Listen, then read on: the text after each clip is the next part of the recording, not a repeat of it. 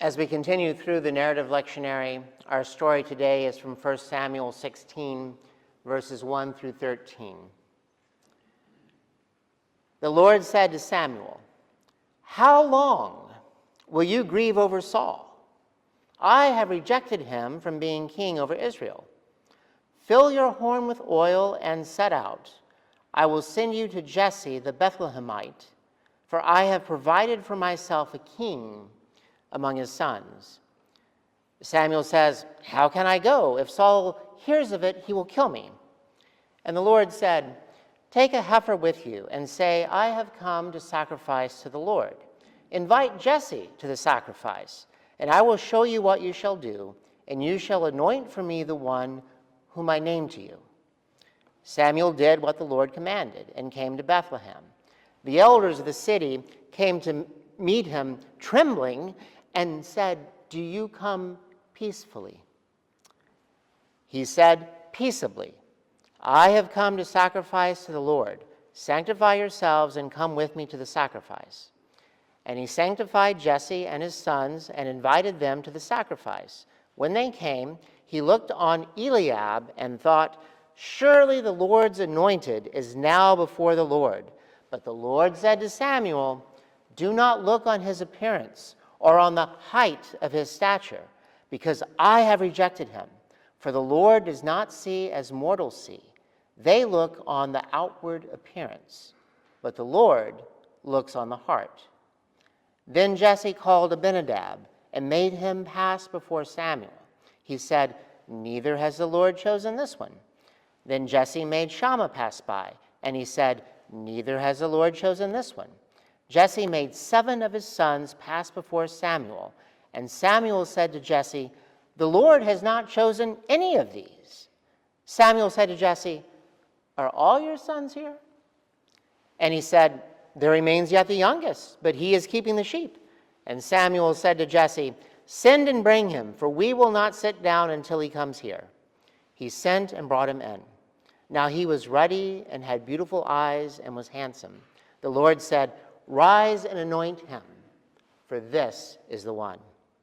Then Samuel took the horn of oil and anointed him in the presence of his brothers. And the Spirit of the Lord came mightily upon David from that day forward. Samuel then set out and went to Ramah. The word of the Lord. Thanks be to God. For the last several weeks, we have been exploring stories from the Old Testament. And today you're in luck. Today you're in luck because today we get the very best story. Joseph Heller, the author of Catch-22, once wrote a whimsical and satirical novel about King David titled God Knows.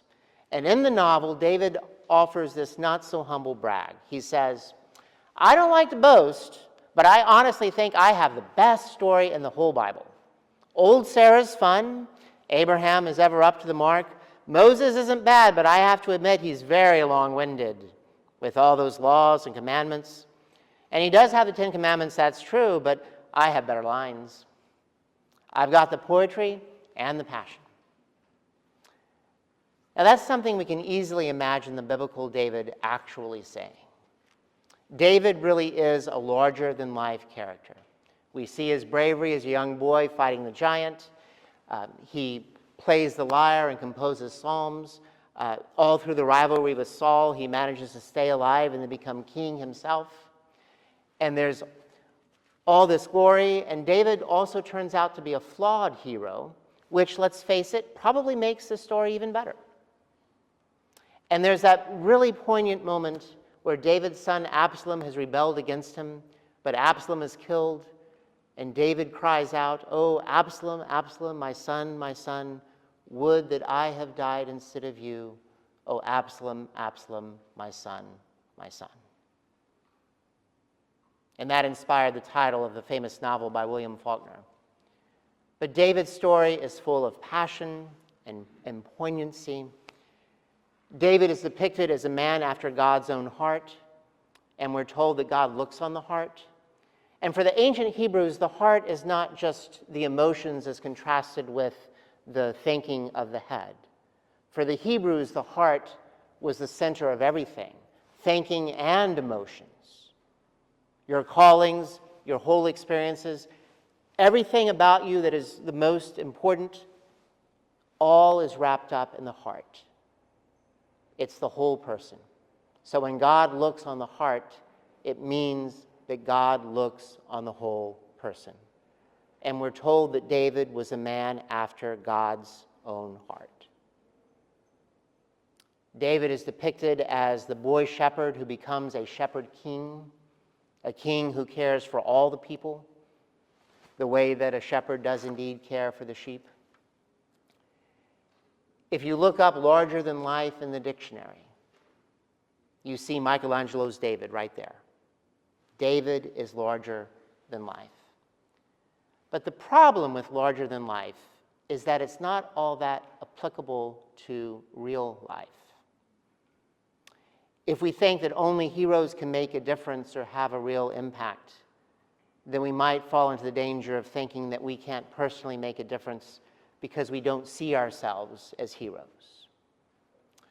And in his book, You Are Changing the World Whether You Like It or Not, David Lamont describes and then critiques the hero narrative.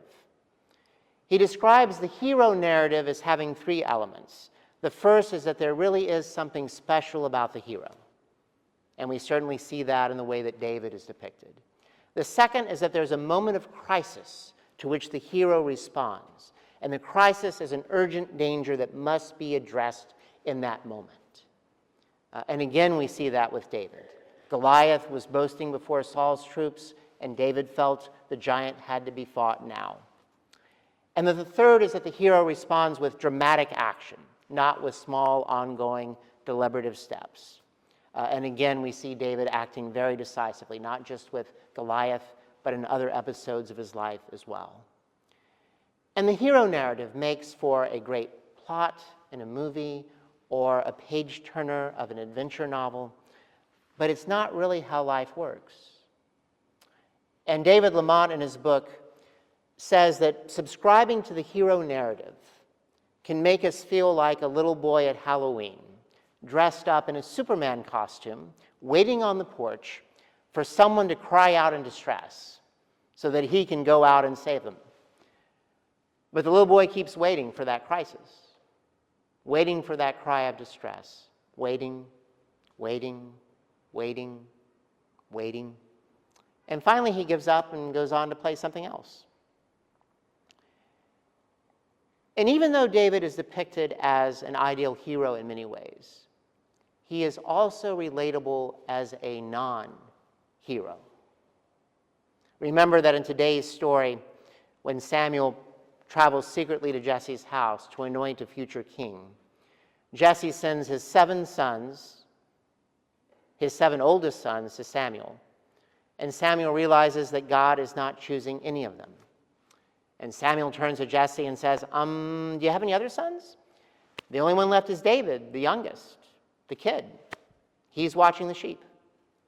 Just imagine, the prophet Samuel showed up at David's family home to pick the next king, and David wasn't even invited to the audition. And maybe this is where many of us can relate to David. Were you ever picked last when the kids were choosing teams to play softball? Or were you working on a class science project and did it seem like no one wanted to be your partner? If so, then David is our person. And as I said with the children earlier, David knows what it's like to be the eighth child in a family with 7 children.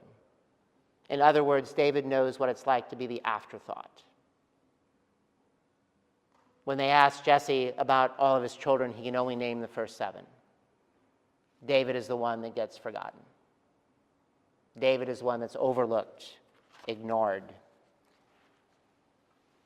A few weeks ago at a Rotary meeting, a new member gave what is called a new member talk.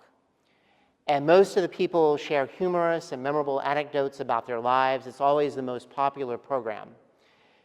And a few weeks ago, a woman was delivering her new member talk with humor and creativity, some great PowerPoints. And then she described how her parents had never wanted her and made it known that they had never wanted her. And the mood in the room suddenly shifted. What had been a light-hearted talk suddenly became a poignant and powerful testimony about how she went on to discover her gifts and what she had to offer, and how she was, through the years, able to create a new family of choice because the family of origin had never embraced her. And in today's story, we see how David, the overlooked one, the one who wasn't chosen, is the one who is chosen. And the narrative says that from that day forward, God's Spirit rested on David. And that's what made the difference. Not because David was some kind of superhero or just any kind of literary hero. It was because God's Spirit rested on David. And all of us here, as part of the church, are members of our own family of choice. And the church, at its best, is always that place where anyone who is told in some other sphere or context of life that they don't matter, that they've never mattered, that they're never going to matter, they matter here. Each and every person matters here because each and every person matters to God. And the real heroes in life are not the ones who do everything themselves, but they are the ones who are constantly inviting others to join them. They are the leaders who are constantly empowering others to lead. And if we don't want to end up like the child in the Superman costume, waiting on the porch for that crisis that never comes, then what we can do instead is to get busy working with and helping to inspire each other. David Lamott offers this advice for those who wish to make a difference without subscribing to the hero myth. He writes, first of all, consider what you care about, where your deepest concern is right now, and find your community. Learn from them. Listen deeply to the people most directly affected. Build relationships. List the assets and tools that the group possesses, and lay out an achievable plan together to use those tools in the service of changes that you wish to see. He even suggests to begin by doing something small, to bite off a chewable piece and start chewing. And again, we will begin a book study of David Lamott's book on Wednesday, October 29th. And if you'd like to join us, let me know. And if you want me to order a copy of the book, let me know as well. But even David Lamott himself would acknowledge that the process is not always as neatly predictable as even he laid out. Because once God's Spirit gets a hold of you, the way it got a hold of David, there's no telling what can happen next. All glory and praise be to our God. Amen.